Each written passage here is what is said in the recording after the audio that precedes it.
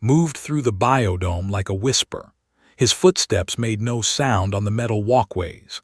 The plants seemed to lean toward him as he passed, their leaves turning to catch the artificial sunlight that filtered through the dome's transparent walls. The research station Harmony's Edge floated in the empty space between three star systems. It was home to scientists from dozens of different worlds. Humans worked alongside beings that looked like walking trees, others that resembled giant insects, and some that seemed to be made of living crystal. All of them had come here to learn and share knowledge.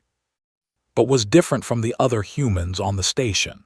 While they argued in meetings and competed for research grants, he simply tended his gardens. Watched him from behind a cluster of flowering vines. She was a species that looked like tall, elegant lizards with smooth green scales and large golden eyes.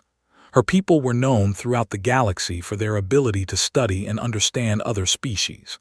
That was why she had been sent to Harmony's Edge, to observe the humans and write reports about their behavior. For 3 months now, she had been watching. Every morning at exactly 7 station time, he would enter the biodome wearing his simple brown work clothes. He would check the moisture levels in the soil, adjust the light settings for different sections, and speak quietly to the plants as if they were old friends.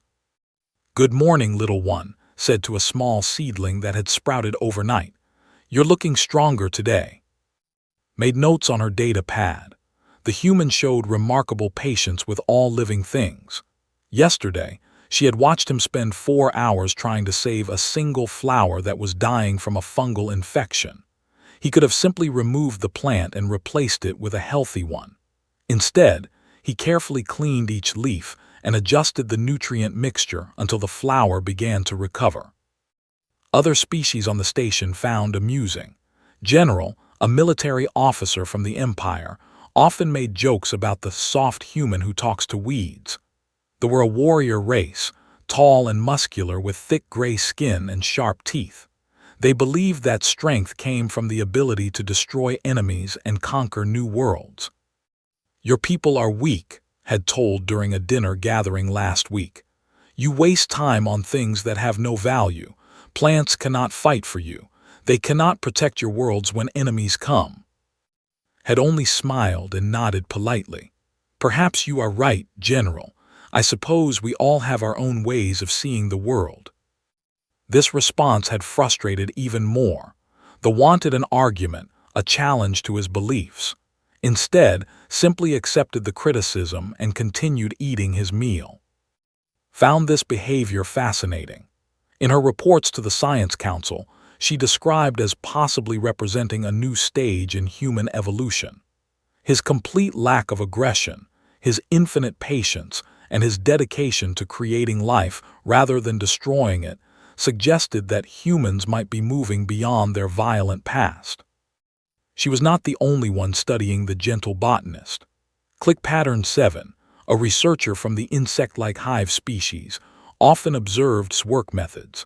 The hive valued efficiency above all else, and they were puzzled by his willingness to spend enormous amounts of time on tasks that seemed to have no practical benefit. Query: why does the human waste 2.7 hours daily speaking to non-sentient plant life? Click Pattern 7 had asked during a research meeting. Dr. Whisper of Winds, an Etherian who looked like a tall, thin being made of silver mist, had offered her own theory. The Etherians were peaceful by nature and believed in harmony with all life forms.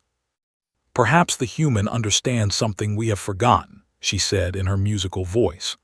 "That all life is connected, and by nurturing even the smallest living thing, we nurture ourselves." Never participated in these discussions about his work. When other researchers asked him direct questions about his methods, he would give simple, practical answers. He talked about soil chemistry and light wavelengths, about growth rates and genetic diversity. He never mentioned philosophy or deeper meanings. But noticed things that the others missed.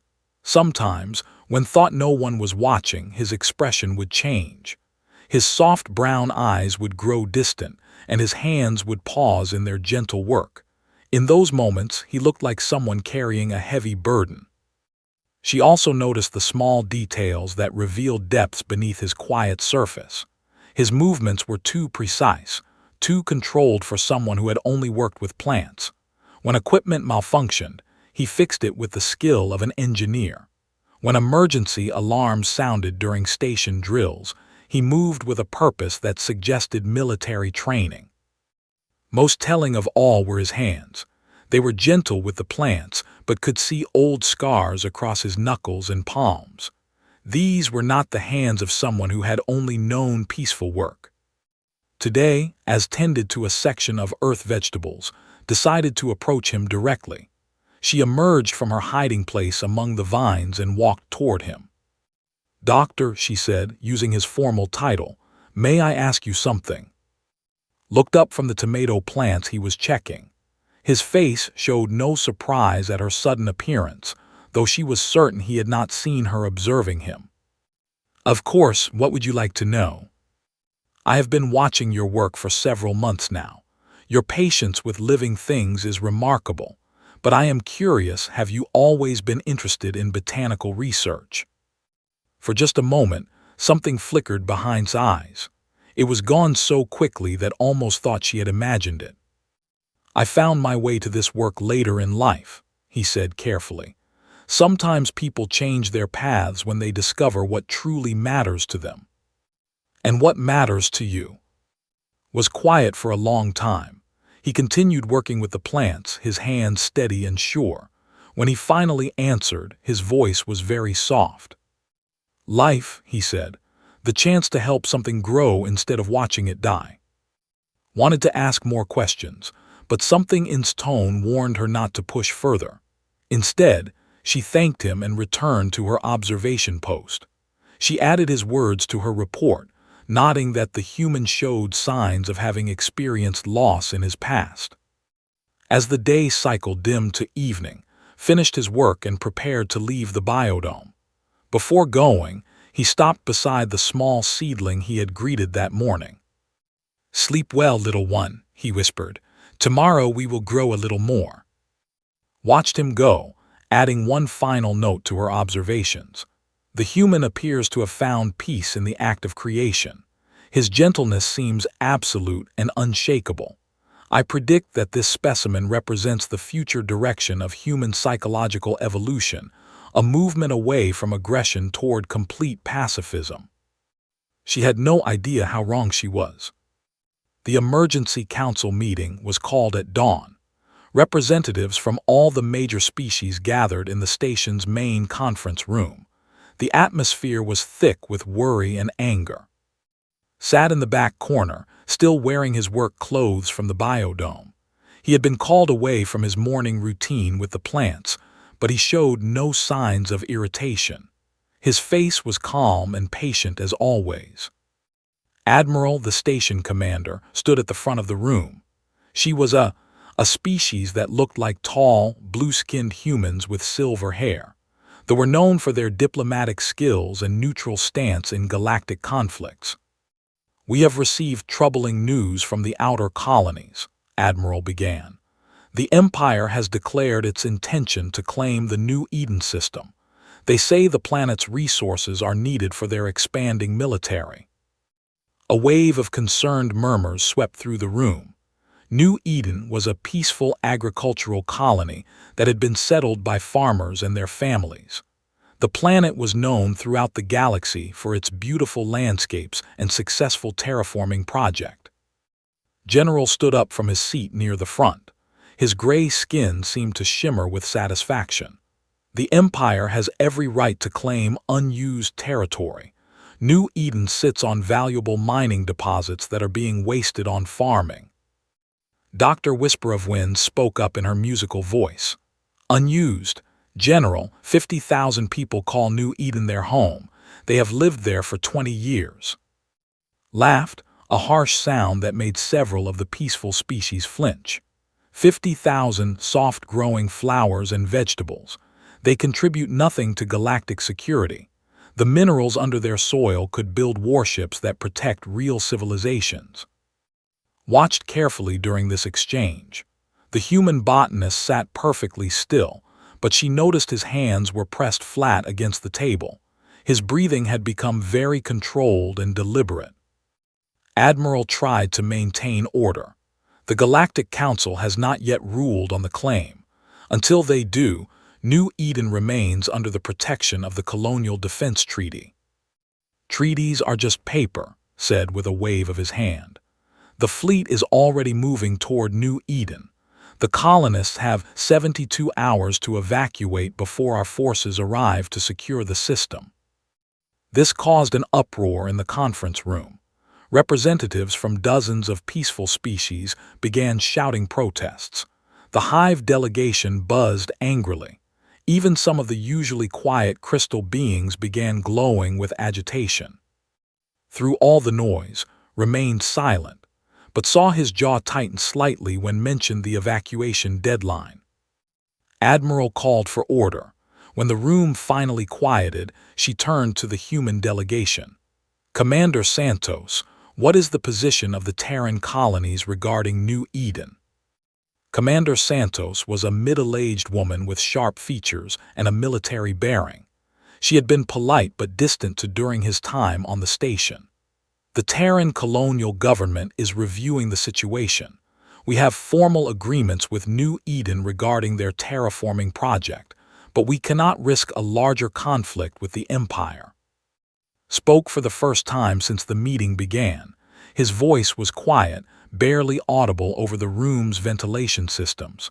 What about the evacuation ships? Will they be provided? Turned to look at him with amusement.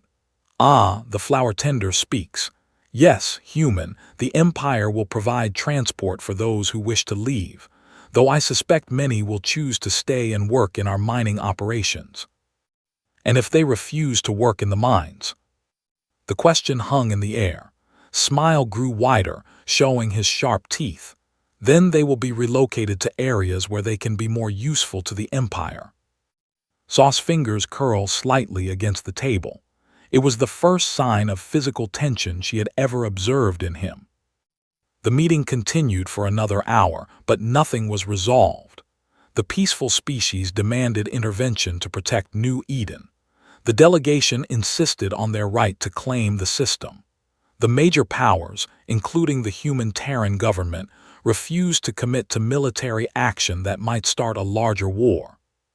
When the meeting finally ended, left without speaking to anyone, followed him at a distance, curious to see how this gentle being would react to such disturbing news.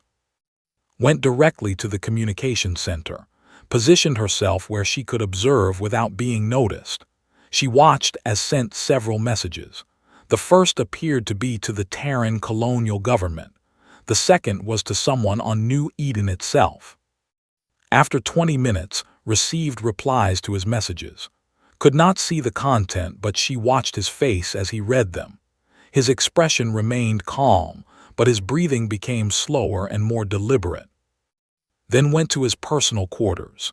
Waited outside for an hour, but he did not emerge. When she finally gave up and returned to her own work, she found herself unable to concentrate on anything except the image of controlled breathing during the meeting. The next day brought worse news. The fleet had accelerated their timeline. They would arrive at New Eden in 36 hours instead of 72. The evacuation ships were delayed by administrative problems that everyone knew were deliberate obstacles created by sympathizers in the galactic bureaucracy. Worked in the biodome as usual, but noticed changes in his routine. He spent extra time with the plants that had been grown from New Eden seeds. The planet had contributed many unique species to the station's research collection, samples that had personally helped develop. That evening, there was another informal gathering in the station's main dining area. General was holding court, entertaining a group of listeners with stories of previous conquests. His voice carried across the room as he described the efficiency of their occupation methods. Sat alone at a small table near the windows that looked out into space. He was eating slowly and methodically, but could see that his attention was focused on words.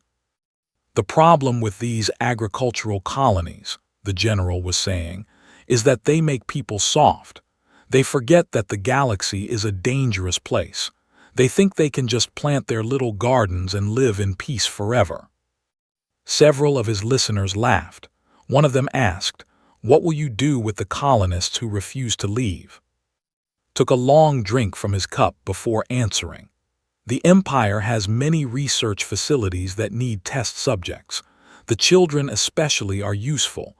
Their minds are more adaptable to our educational programs. Saw's hand freeze halfway to his mouth.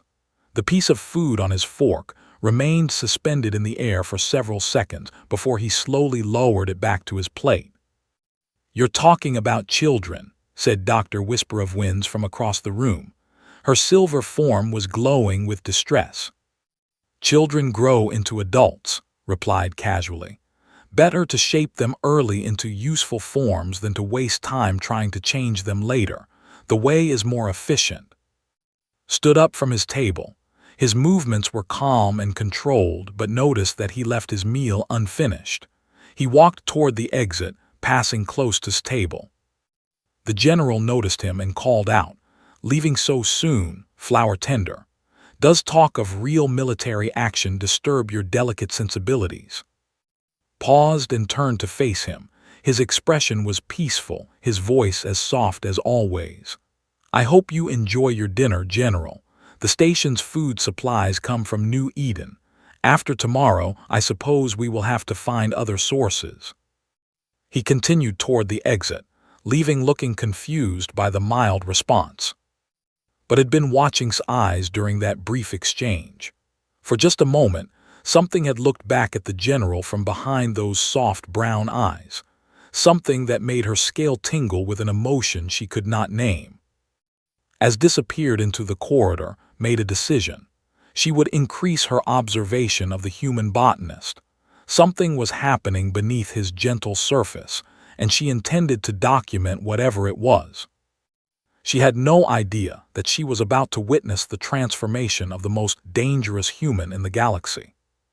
The alarm began at 3:47 station time.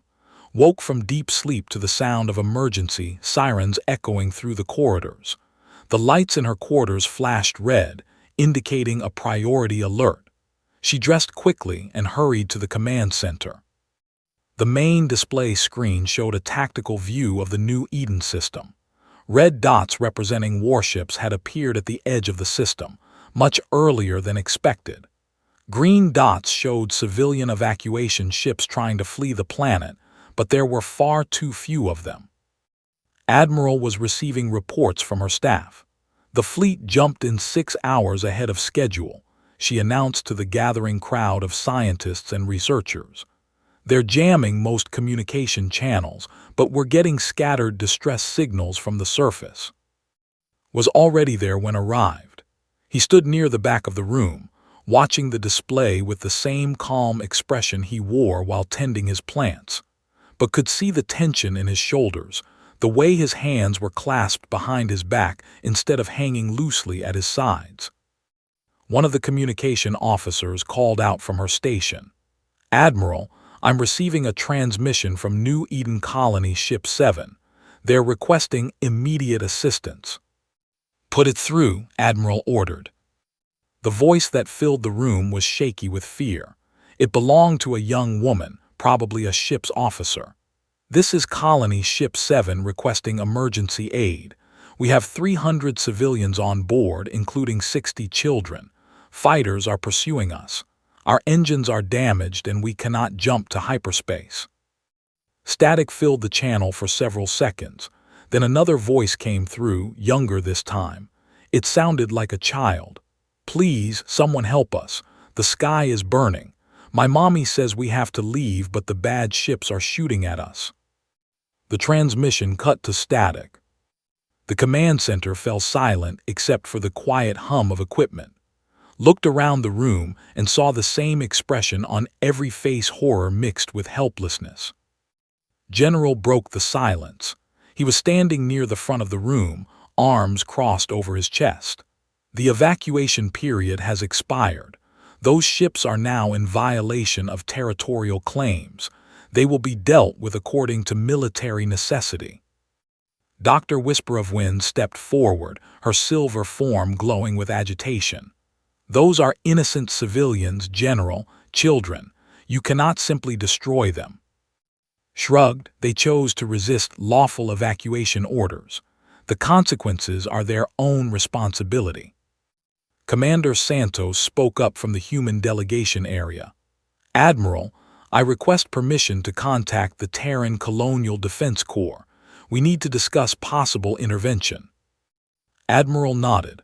Granted, but I remind everyone that this station maintains strict neutrality. We cannot take military action without a unanimous vote from the Galactic Council. Was watching during this exchange. The human botanist had not moved or spoken, but something was changing in his posture. His breathing had become very slow and controlled. His eyes remained fixed on the tactical display where the green dots representing civilian ships were disappearing one by one. More transmissions came through over the next hour. Desperate calls for help from families trapped on the planet's surface. Reports of orbital bombardment destroying cities and farms. The voice of a teacher trying to keep her students calm as explosions shook their school building. Listened to all of it without moving, but noticed that his hands, still clasped behind his back, had slowly formed into fists. At 500 hours, the worst transmission came through. It was from New Eden's main communications center, just before it was destroyed. This is Director Sarah of New Eden Colony.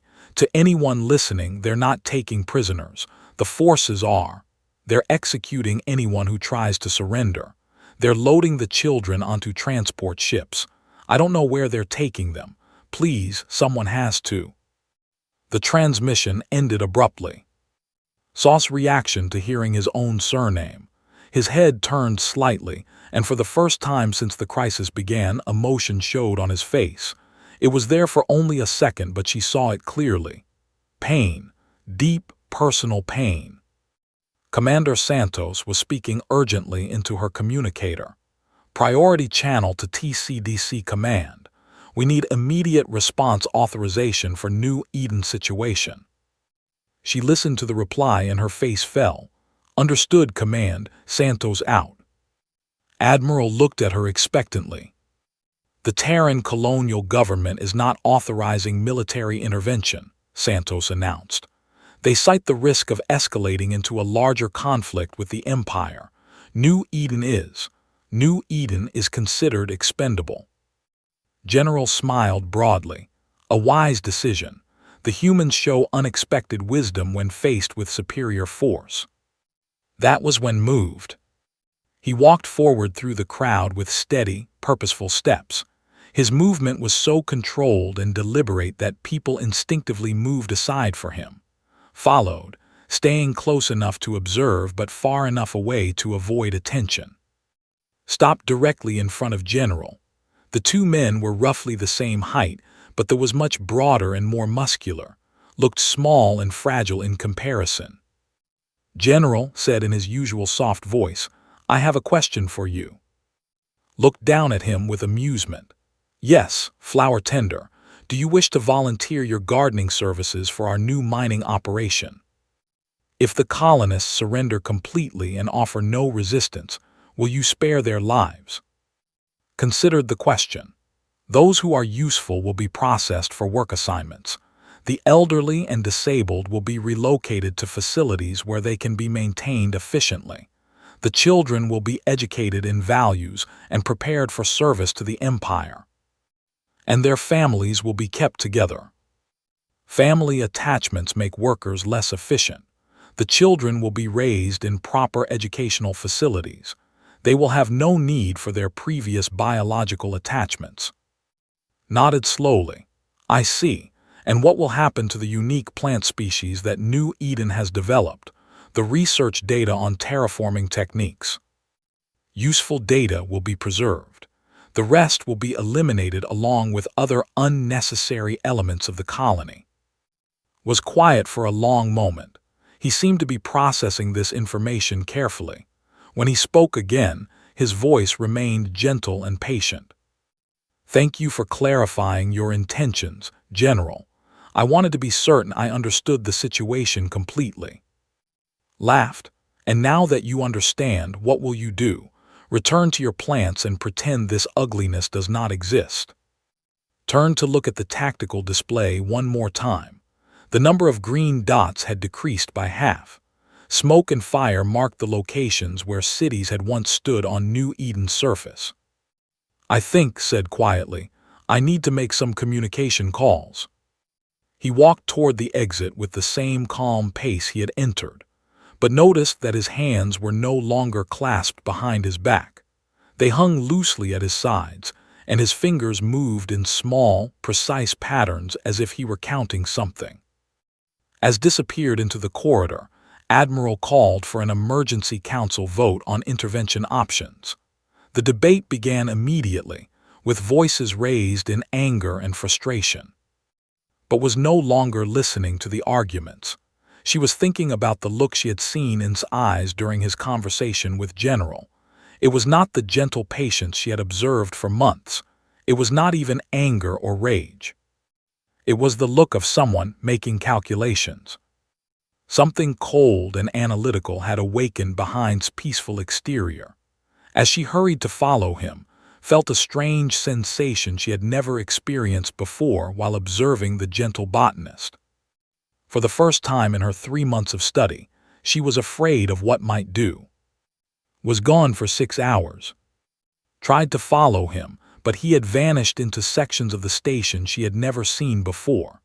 Security doors that should have required special access codes opened for him without question. Maintenance tunnels that were supposed to be restricted areas welcomed him like familiar paths. When she finally gave up searching and returned to the command center, the situation at New Eden had grown worse. The last evacuation ship had been destroyed an hour ago. The planet's surface was under complete control. General was celebrating with his staff officers, drinking something that smelled like burning metal. "A clean operation," he announced to anyone listening. "Minimal casualties, maximum resource acquisition. The mining equipment will be operational within a week." Admiral looked defeated. The emergency council vote had failed. Not enough species were willing to risk war with the Empire to save one small colony. The mathematics of galactic politics had condemned 50,000 people. Appeared in the doorway at exactly 1400 hours. He looked exactly as he had when he left, same simple work clothes, same calm expression, same soft brown eyes. In his hands, he carried a small data pad, the kind used for routine station communications. He walked directly to Admiral's command station. Every conversation in the room gradually stopped as beings noticed his approach. There was something different about the way he moved now. His steps were more precise, more purposeful. "Admiral," said politely, "I would like to register a formal complaint with the Galactic Council regarding the New Eden situation." Admiral looked confused. "Doctor, the Council has already ruled. The matter is closed." "Not with the Galactic Council, Admiral. With the Terran Colonial Defense Corps Emergency Command Authority." Commander Santos stepped forward. "Doctor, the TCDC has already declined to intervene. As a civilian researcher, you have no standing to." "Actually," interrupted gently, "I do." He handed his data pad to Admiral. "My credentials, Admiral. I believe you will find them in order." Admiral looked at the screen. Her blue face went pale. She read the information twice, then looked up with an expression of complete shock. She began. "Admiral, TCDC Special Operations Command, retired," said calmly. "And as of 15 minutes ago, recalled to active duty under Emergency Protocol 7. The command center fell silent. Even General stopped his celebration to stare at the quiet human who had just revealed himself to be something entirely different from what they had believed. Commander Santos grabbed the data pad from Admiral's hands. Her eyes widened as she read. The Silent Fleet Protocol, but that was classified at the highest levels. Only a handful of people in the entire galaxy knew. I wrote it, said simply. Felt her scales tingling with shock and confusion. The gentle botanist she had studied for months was dissolving before her eyes, revealing someone completely different underneath. Admiral found her voice first. Admiral, what exactly are your intentions? Turned to look at the tactical display. The red dots representing warships were spread throughout the New Eden system, confident in their victory. Their formation showed no concern about possible threats. I intend to resolve the New Eden situation, he said. General laughed harshly. One old human against the entire fleet.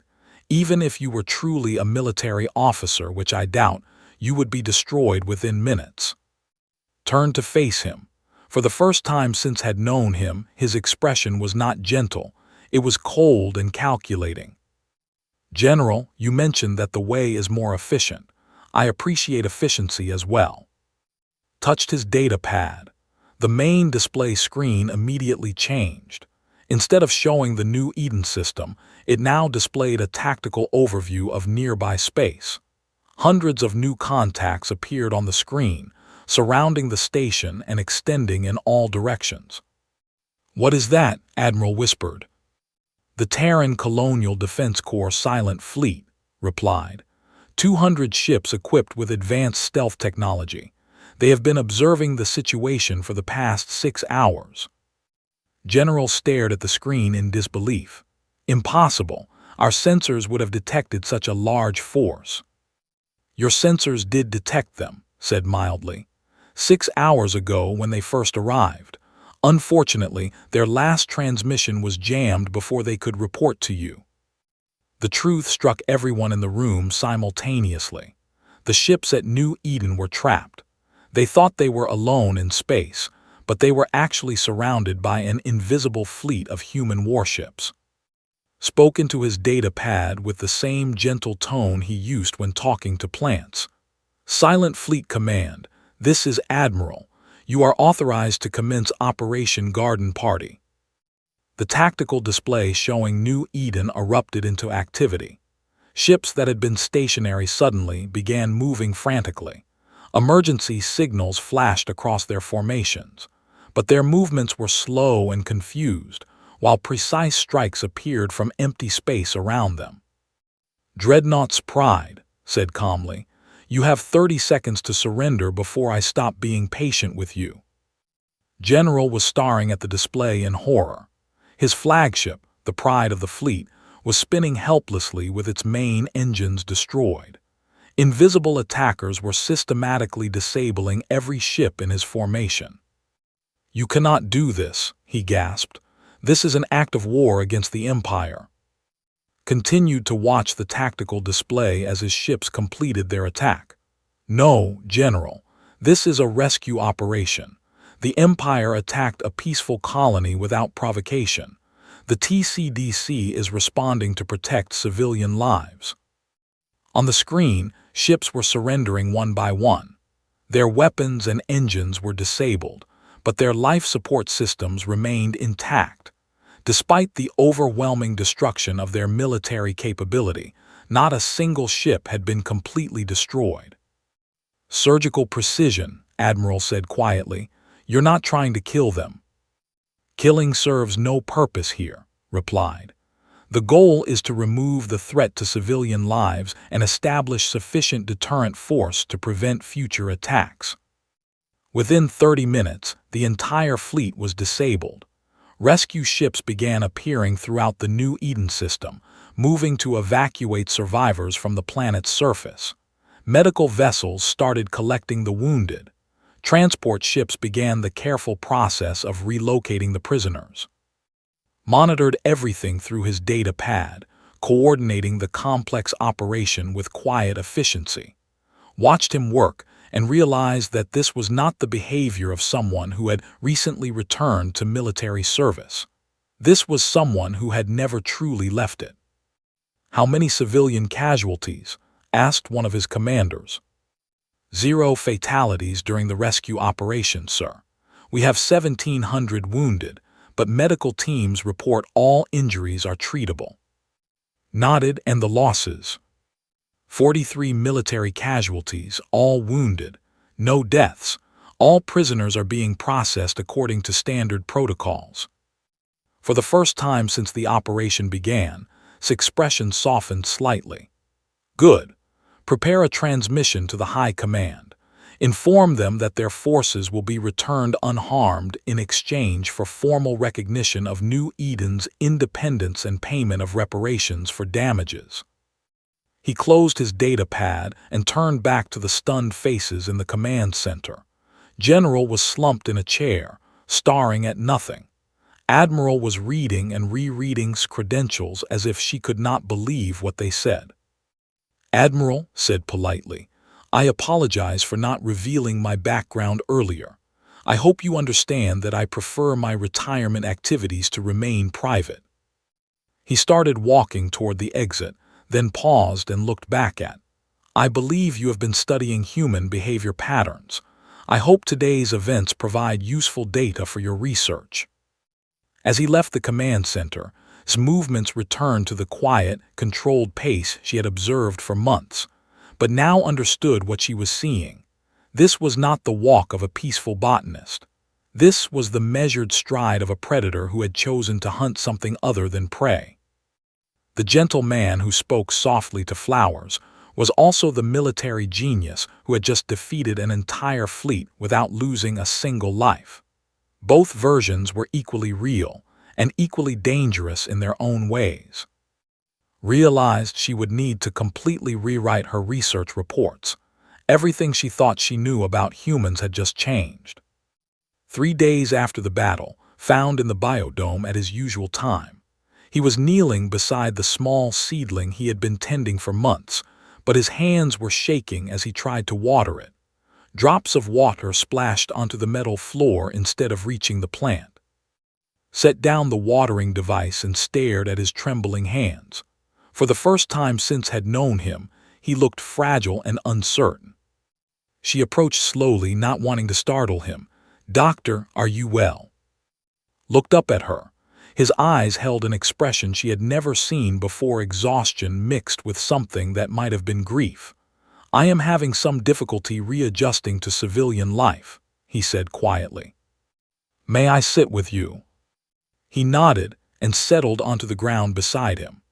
Around them, the biodome hummed with the quiet sounds of growing things. The contrast between this peaceful place and the military operation she had witnessed 3 days ago seemed impossible to reconcile. I have been thinking about your research, said after a long silence. Your reports about human behavior patterns. I suspect my recent actions have created some problems with your theories. Considered her words carefully. I had concluded that you represented an evolution toward complete pacifism. I was clearly wrong. Picked up a handful of soil and let it run through his fingers. Not wrong, just incomplete. Humans are not naturally pacifist, but we are capable of choosing peace when conditions allow for it. And when conditions do not allow for it, then we make different choices. Tried again to water the seedling, and this time his hands were steady enough to complete the task. The capacity for violence never disappears. We simply learn to use it only when necessary to protect what we value most. Thought about the precision of the operation she had witnessed. No unnecessary killing, no destruction beyond what was required to stop the threat. Is that why you retired from military service? To learn how to choose peace? Was quiet for a long time. When he finally spoke, his voice was very soft. I retired because I was tired of making the choice to use violence. Even when it was necessary, even when it saved lives, it wore away pieces of my soul. I came here to remember what it felt like to create life instead of taking it. But you went back when you had to. Yes, because 50,000 innocent people needed someone to make that choice for them. Footsteps echoed through the biodome. General appeared at the entrance, walking slowly and carefully. His proud military bearing had been replaced by something much more humble. His gray skin looked pale, and his sharp teeth were no longer displayed in constant aggressive grins. Stood up as they approached. There was no tension in his posture, but noticed that his stance was balanced and ready. "Admiral," said formally, "I have come to understand some things." Gestured to a bench near the flowering plants. "Would you like to sit, General? You look tired." Sat heavily, as if carrying a great weight. "I have spent my entire life believing that strength meant the ability to destroy enemies. That superior force was the only language that mattered in the galaxy." "It is one language," agreed, "but not the only one. Your fleet could have destroyed us completely. In the first minutes of the battle, we were helpless, but you chose to disable our ships instead of destroying them. You saved the lives of soldiers who had been killing civilians." Sat down across from him. "Every life has value, General, even the lives of people who make wrong choices." "I do not understand this. We were your enemies. We had murdered innocents. Why show mercy to such beings?" Listened carefully to his answer, knowing it would help her understand something fundamental about human nature. "Because," said, "the moment you become willing to kill unnecessarily, you become something different than what you were before. Each unnecessary death changes you. I have seen good soldiers become monsters because they forgot the difference between necessary force and simple cruelty." Looked around the biodome, taking in the careful arrangements of plants and growing things. "This is why you tend gardens, to remember what it means to create rather than destroy." "Partly, but also because plants teach patience. They teach you that growth takes time, that some things cannot be rushed or forced. They teach you to recognize what can be saved and what must be allowed to die." Touched a leaf on a nearby vine. "They teach you to use only the force that is necessary and no more." The general was quiet for several minutes. Finally, he asked, "What will happen to my people now? The High Command has agreed to pay reparations and recognize New Eden's independence, but our military reputation has been destroyed. Other species will see us as weak." "Perhaps," said, "or perhaps they will see you as a people who learn to choose differently. The galaxy needs strength, General, but it needs wisdom more." Stood up slowly. "I have a confession, Admiral. Before this happened, I thought humans were weak because you seemed to avoid conflict. Now I think perhaps we were weak because we could only resolve conflicts through violence." After left and sat together in the peaceful quiet of the biodome, was trying to understand how to reconcile everything she had learned. "The other species on the station are afraid of you now," she said. "They know what humans are capable of when threatened." Nodded. "Fear can be useful. It prevents conflicts that would otherwise be inevitable, but it is not the goal." "Then what is the goal?" Gestured to the plants growing around them. "Balance. The ability to nurture what should grow and remove what threatens the garden. The wisdom to know the difference between the two." Began to understand. "You are gardeners, all of you. You cultivate peace when possible and eliminate threats when necessary." "We try to be. It is not always easy to know which choice is correct. Sometimes the choice to show mercy creates greater suffering later. Sometimes the choice to use force destroys something that might have been saved." "How do you live with that uncertainty?" Smiled for the first time since the crisis began. It was the same gentle expression had observed for months, but now she understood the strength behind it. "By accepting that perfect choices do not exist, by doing our best with the information we have, and by taking responsibility for the consequences of our decisions, whatever they might be." 2 weeks later, ships began arriving from New Eden. The colonists were returning to rebuild their damaged world. They brought with them seeds and cuttings from plants that had survived the attack, gifts for the man who had saved their home. Accepted each offering with the same careful attention he showed to all living things. He planted them in a new section of the biodome, creating a garden that would serve as a memorial to those who had been lost and a symbol of hope for those who survived. Completed her final report on human behavioral patterns. Her conclusions were very different from her original theories. Humans are not evolving toward pacifism.